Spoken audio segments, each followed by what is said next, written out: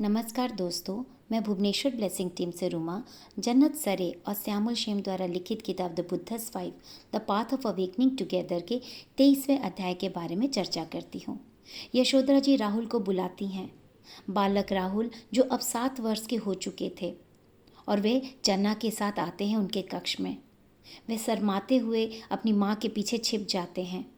यशोधरा जी राहुल को बहुत प्यार से, शांति से और पर प्रेम से कहती हैं, आपके पिता यहाँ हैं राहुल।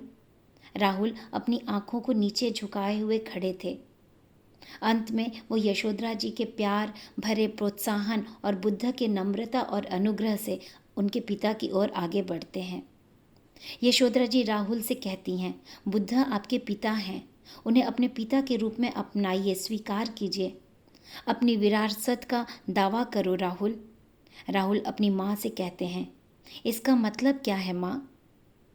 फिर यशोधरा जी समझाती हैं और कहती हैं, तब तक बुद्ध उनकी ओर आगे बढ़ते हैं।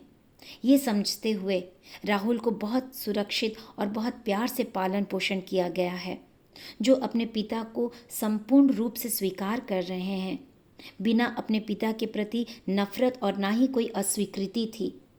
बुद्ध अपने आप को भी चुप शांत होकर देख रहे थे और वहाँ पे सब कुछ देख रहे थे। अपने भीख मांगने वाले पात्र को हाथ में लिए हुए मुस्कुरा रहे थे। राहुल हिचकिचाते हुए मुस्कुराते हैं और सोच में पड़ जाते हैं कि क्या करें। बुद्ध धीरे से उनकी ओर जाते हैं राहुल के पास और जाके अपने पात्र को दे देते हैं। राहुल शर्माते हुए वो पात्र को ले लेते हैं। बुद्ध मुस्कुराते हैं और अपने सिर को हिलाते हैं और फिर मुड़ जाते हैं। यशोधरा जी को यकीन ही नहीं हो रहा था कि बुद्ध वापस जा रहे हैं। फिर से वो वापस जा रहे हैं, उन्हें छोड़ के, उन्हें ही नहीं बल्कि राहुल को भी छोड़ के, ये बिना जाने कि कैसे हैं वे सब, ना राहुल के बारे में ये जानना कि कैसे उन्होंने इतना दिन बिताया उनके बिना और क्या करेंगे वो आगे। यशोधरा जी और राहुल का क्या होगा उनके जाने के बाद। यशोधरा जी फिर कहती हैं, मैं आपसे फिर से मिलना चाहूँगी। बुद्ध मुड़ते हैं, उनकी ओर फिर देखते हैं। यशोधरा जी कहती हैं, अच्छा होगा कि अगर हम दोनों अकेले में मिले, कल उसी उपवन में। बुद्ध अपने सिर को हिलाते हैं और हामी भरते हैं और पहली बार बोलते हैं, हाँ मैं कल आऊँगा आपसे मिलने, अकेले गौधेली बेला में।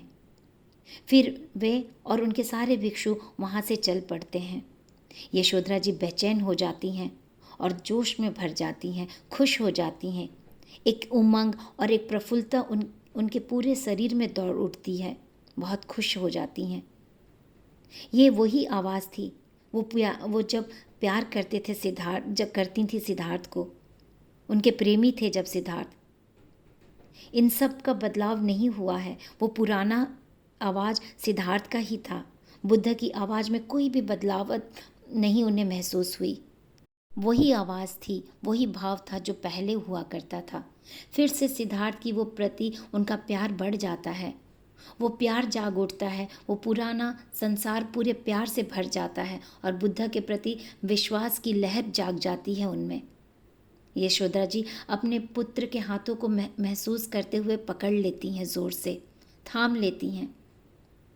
राहुल परेशान और एक पहेली की तरह वहाँ देख रहे थे चुप होके,